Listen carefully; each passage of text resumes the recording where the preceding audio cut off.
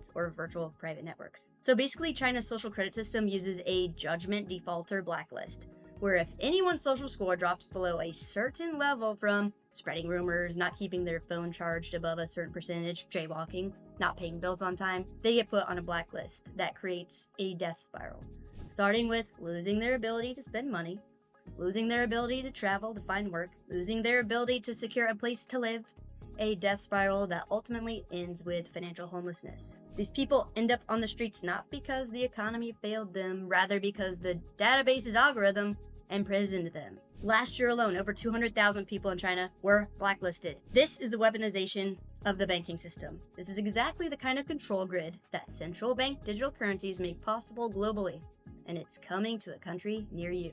For Europeans, sooner than later. Alright, so what else is on the agenda? Next week in Davos, they are finalizing digital identities, digital IDs. And it's not just some digital version of our driver's licenses or passports. These digital IDs are what they call wallet-based digital IDs. They want to link our identities with internet access and with our bank accounts, where the programmable digital money they have complete control over is stored. They are framing this as convenience and security. Just scan your face to access your bank and digital currency.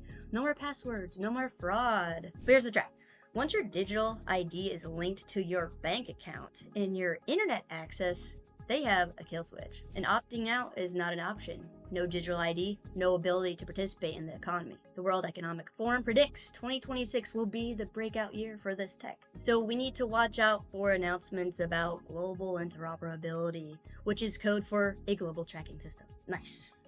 Here's where things get very interesting. You know how our identities will be wallet-based? Well, not only will our digital money we don't actually own or control be on our wallets at the mercy of the central banks and governments, so will all of our assets via asset tokenization. Our real estate, stocks, bonds, equipment, they are going to tokenize all of our assets, essentially by converting them into digital assets that reside in our wallets, where they can be frozen, restricted, seized, just like our money. We've explored real-world assets, or RWAs, on the channel as a way to achieve and maintain financial sovereignty and freedom, which you can check out in this video guide for beginners by clicking on the link above. However, they see real-world assets as a way to get control. The WEF agenda explicitly highlights asset tokenization as a key theme this year in 2026. Check it out.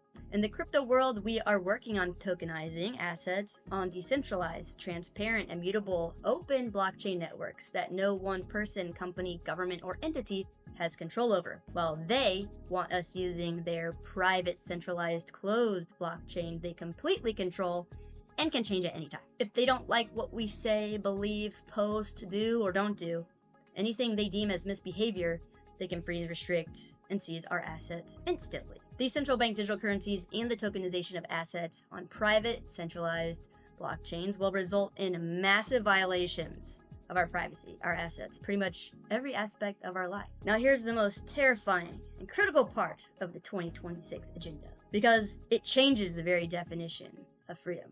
Agentic AI.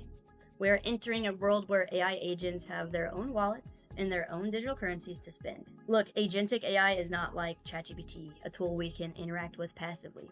Agentic AI is a digital employee that acts on its own.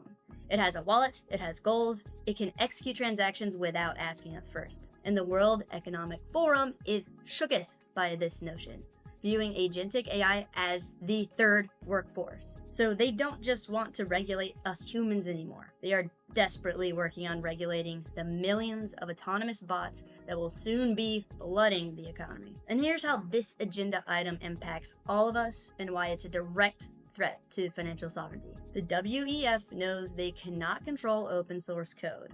So their strategy, as discussed in the AI Governance Alliance papers, is to regulate the identity of the agents. Hello, South Africa, hello!